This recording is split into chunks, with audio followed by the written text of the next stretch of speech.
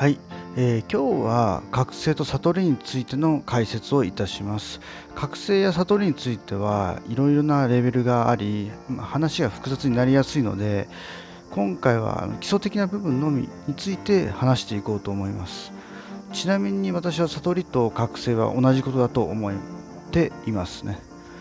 悟りとは全てが自分自身の主観であるということに気づくことです。私たちの生きている現実は全て自分自身が組み立てた主観の世界ですね。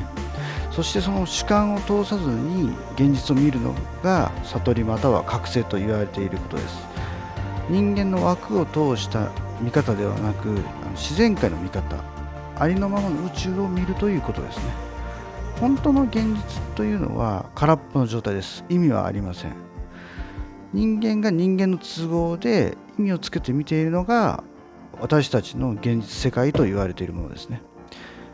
皆さんご存知だと思いますが、一応主観の意味について簡単に説明すると、いろんなものや世界に自分自身や人間社会がつけた意味や見方のことですね。例えばコップに半分水が入っていた時に多いと思うか少ないと思うかや、桜という木がありますが、桜という名前などは人間がみんなで桜と呼んでいるだけで、自然界に名前っていうのは存在しないですね。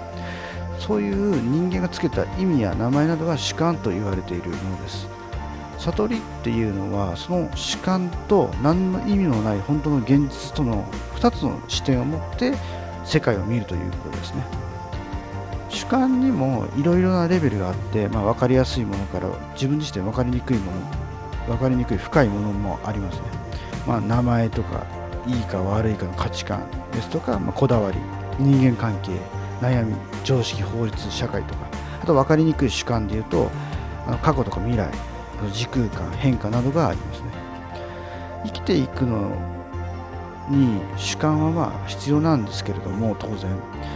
過剰に主観にとらわれすぎると、やっぱその主観に振り回されてしんどくなりますね。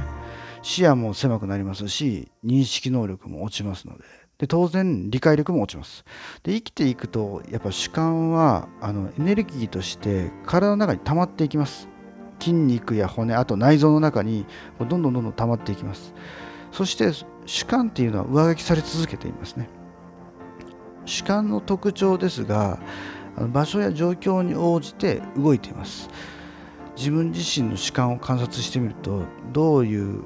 動いているかのパターンがつかみますね。主観のパターンを捉えれるようになると、ある程度振り回されにくくなって、ストレスもある程度軽くなりますね。悟りを深めるということは、その主観を一つずつ外していくことです。そうすることで視野が広がって意識も拡大していきます。そのことで認識能力が上がって理解力も上がると。で、体の中からその主観というマイナスのエネルギーも取れていくので、体が軽い感覚を感じますね。自分の身の回りの自然界の流れが分かるようになって、自然の流れに沿った生き方がすることができるようになります。悟りが深まっていくと何が起こるかと言いますと、開放感、充実感、あと豊かさを感じれるようになりますね。で、リラックスして生きれるようになります。